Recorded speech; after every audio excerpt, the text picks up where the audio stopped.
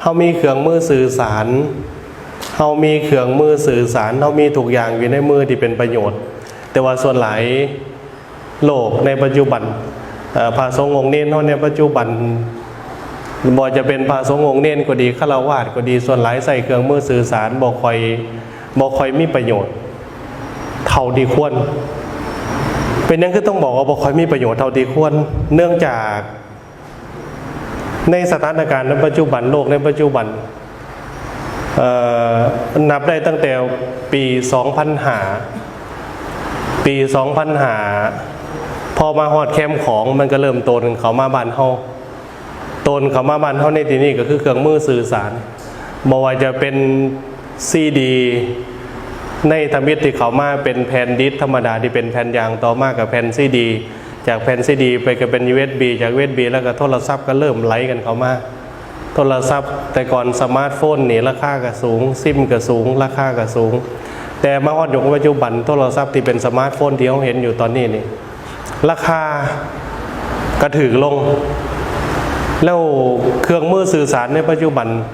ทุกอย่างพร้อมที่จะสนองความสะดวกในเฮาแต่ส่วนหลายพระสงฆ์องค์เน้นของเฮาอันนี้อาจารย์จิมมี่เพิ่มเติมให้ก็คือเรื่องการเปลี่ยนกระแสออนไลน์มาเป็นกระแสธรรมอันที่จริงเข้ามาออนไลน์เขาก็เข้ามาออนไลน์ก็หมายถึงว่ามันลิงก์หากันอยู่แล้วแต่จริงๆพระสงฆ์องค์เน้นของเขานี่ต้องใส่ให้เป็นสาเหตุที่โครงการที่เหตุอยู่ตอนนี้ก็คือทึกฝึกทักษะการเว้านี่สู่การเป็นนักเทศน์ยุคใหม่เนี่ยก็คือเพื่ออยากให้เขาเห็นตัวนี้แหละอยากให้เขาไล่สดให้มันมีประโยชน์อยากให้เขาสอบมอเนี่ยมันมีประโยชน์สมมติว่าเห็นรูปอยู่ในศาลานี่เนาะเอารูปพระเวสสันดรรูปที่หนึ่งเอาตั้งแต่กันที่หนึ่งบนสอนนี่ยังเขาใส่มือถือเป็นอยู่บ่โมเมนต์หลินแต่เกมจุ่มหัวกันแล้วหลินแต่เกมวัดจะเป็นวัดเท่าล่ะได้หลายวัดแล้วก็วัดซี่เกตต้องได้ขนาบเยอะหน่อยขึ้นกันตลอดต้องได้เฮียนให้หลายเขาเห็นนี่เขาอธิบายได้บอกเอาภาพที่หนึ่งอันนั้นเพิ่นแสดงถึงยังภาพที่2ที่3อยู่ในศาลาตัวนี้เขาสามารถเทศได้เบิดมือเบิดปีเบิดศาสตร์คันถาเขาคนเขาขวาคันถาเขาใส่เครื่องมือสื่อสารเนี่ยเป็นประโยชน์แล้วหนังสือคู่มือนี่หนังสือออนไลน์หนังสือฟรีนี่มีมหาศาลอย่าคู่หนังสือเรื่องอีกอย่างอย่าคู่เรื่องพระเวสสันดรอย่าคู่เรื่องธรรมาขอได้อย่าคู่เรื่องทักษะเรื่องการเว้าเพิ่นให้หัวข้อมาการขึ้นต้นการเดินเรื่องและการสรุปเรื่องอยู่3อย่างแต่ว่ากระซิเพิ่มให้หลายแนวแต่ว่าเอาเรื่องออนไลน์ซะก่อนในเบื้องต้นอยากให้เขาใส่เครื่องมือสื่อสารให้เป็นประโยชน์ครูมือนี่ครูบาอาจารย์เพิ่นสิบังคับหลายกับบ่ได้จุดหน่อยแต่ก็พยายามบางทีจุดหน่อยก็ต้องไปบังคับพ่อแม่จุดหน่อยอยู่วัดอาจารย์คือกันคัดแม่อยากได้โทรศัพท์แต่บอกว่าคันบ่เรียนหนังสือบ่ได้บ่ให้ใส่โทรศัพท์ไฟธรรมดาแต่ว่าใส่โทรศัพท์ไฟสายธรรมดานี่เคมีมันหน่อยคืออย่างมันมีแต่วิทยุตัวนั้นมันบ่มีอย่างหลายแต่ว่าใส่สมาร์ทโฟนนี่เคมีมันหลายมวยจะเป็น Facebook ก็ดีเลื่อนได้ก็ตามรูปขึ้นไปรูปโทรศัพท์มือถือของมือนี่เฮาก็สิเห็นเฮาก็สิตีออกตัวนั้นโยมบ่ได้มันเป็นธรรมชาติของกระเจ้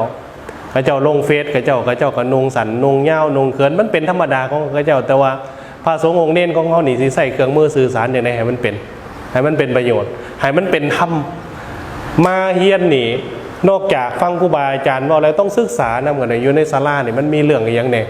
อยู่ในศาลานี่ทุกอย่างที่อ้อมโตของเขามันเป็นธรรมเบิงเป็นเห็นธรรมเบิงบ่เป็นก็เห็นถูกเครื่องมือสื่อสารคือกันใส่เป็นก็เห็นธรรมใส่บ่เป็นก็เห็นถูกแล้วผู้เขาเห็นเครื่องมือสื่อสารเนี่ยเขาได้เผยแผ่ได้ไลฟ์สดอยู่ในปัจจุบันได้เห็นจออยู่ตอนนี้นี่เขาต้องขอบใจกับเจ้าได้คืออย่างมาร์ค ซักเคอร์เบิร์กนี่เราไม่นับถือพุทธศาสนาคือเราเป็นคนศาสนาคิด YouTube ก็ดีหรือหลายๆอย่างที่เป็นซอฟต์แวร์ที่เป็น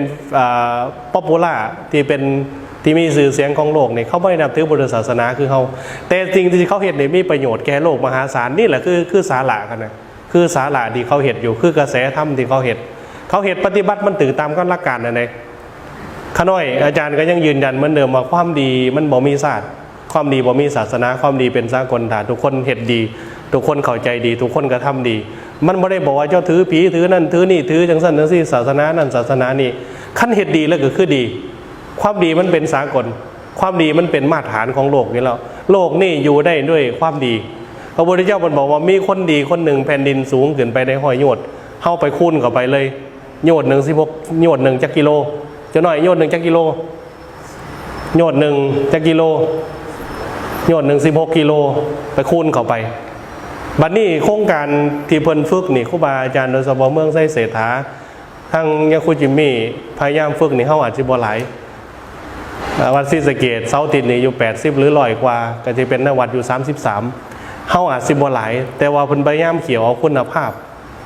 อยากให้ว่าได้คุณภาพอันนี้นี่จึงบอกว่าความดีมันบ่จำกัดและมีคนดีคนหนึ่งมีพระสงฆ์องค์เน้นผู้ดีคนผู้ดีองค์หนึ่งนี่จะเฮ็ดให้ครูบาอาจารย์เบาหลายเติบอาจารย์ก็บวชแต่น้อยคือกันบวชแต่13บวชแต่13เป็นบวชแต่อายุ13ปีก็สิน้อยอยู่ประมาณก็สิเป็นบ่น้อยบ่ถึงขันซ้ำเจอน้อยแต่ว่าก็สิยืดๆได้จักหน่อยบวชแต่13ในการบวช13นี่คือเอาจริงๆว่าอยู่ได้ย้อนฟังครูบาอาจารย์อยู่ได้ย้อนฝึกหัดอยู่ได้ย้อนการปฏิบัติอยู่ได้ย้อนคิดที่อยากพัฒนาตนเองข้าเราบ่คิดอยากพัฒนาตนเองข้าเราบ่คิดอยากฝึกหัดบ่อยากปฏิบัตินี่ยากที่จะก้าวต่อไปได้อยู่บ่ว่าจะอยู่ในศาสนาก็ดีอยู่ในฆราวาสก็ดีก็ยากที่จะเห็นความเจริญถ้าบ่อยากพัฒนาตนเองคำว่าพัฒนาตนเองในที่นี้มันเริ่มต้นตั้งแต่ก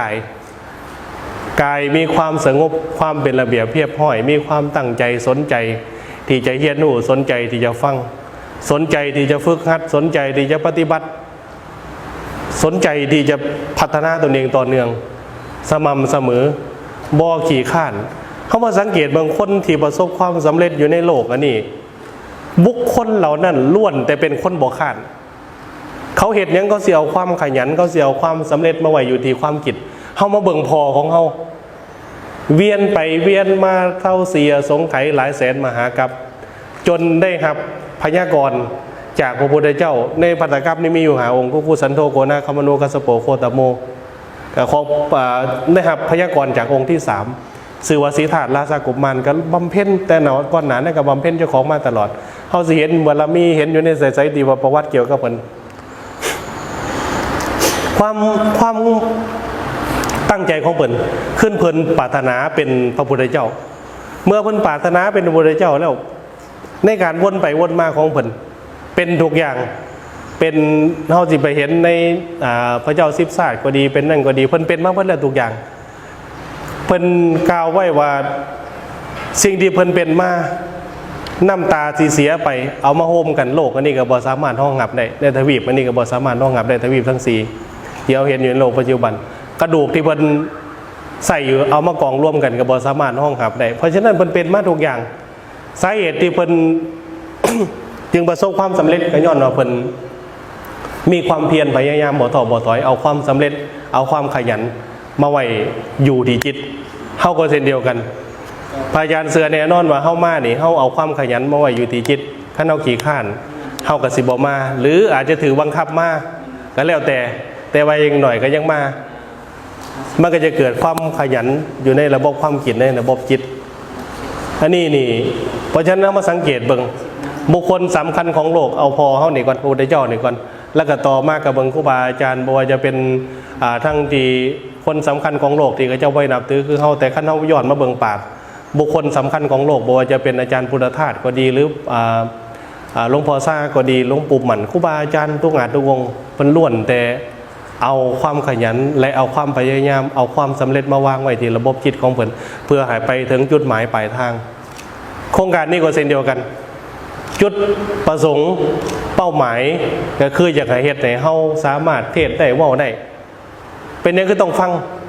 เป็นอย่างคือต้องเอาพ่อแม่ครูบาอาจารย์มาเว้าเฮียนเองบ่ได้บ่มันก็ได้แต่ว่า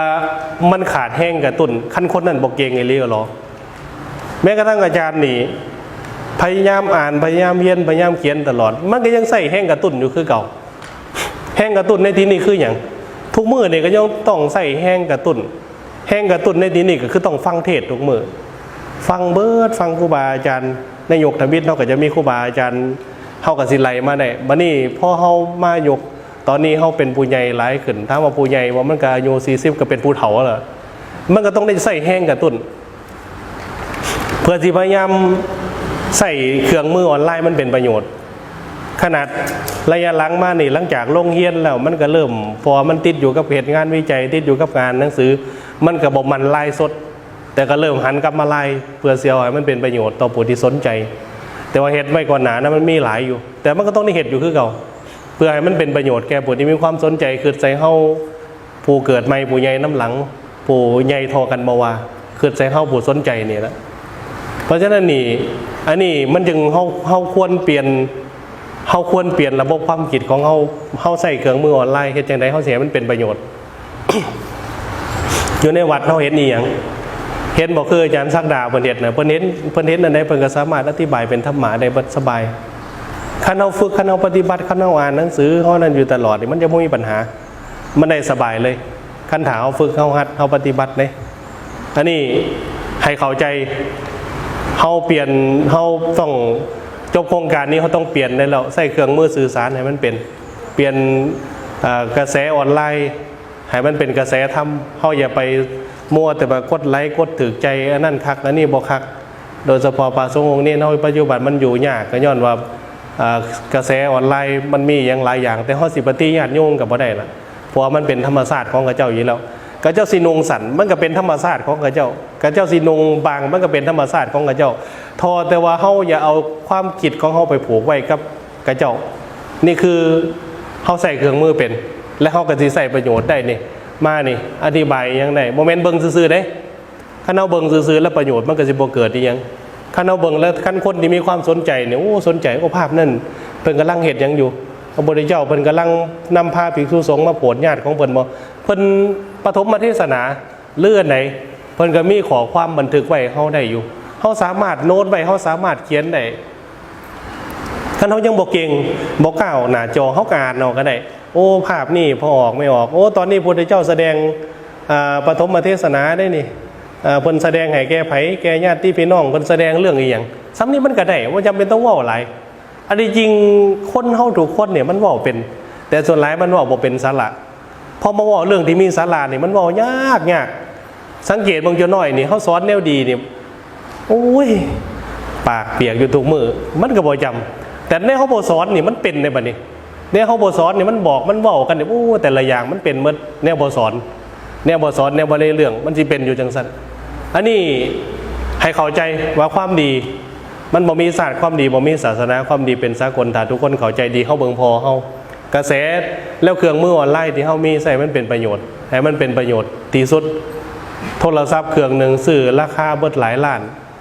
บางเทื่อโฮมจากบิณฑบาตไม่ออกใส่มันก็บ่พอต้องได้ขออีเมลเพิ่มอีกจักหน่อยหรือว่าขออาจารย์เพิ่มคันอาจารย์เพิ่นใจดีเพิ่นก็ให้แต่ว่าคันใส่เป็นแล้วก็ใส่คันใส่บ่เป็นคันใส่ต้องใส่ให้เป็นใส่เป็นเห็นธรรม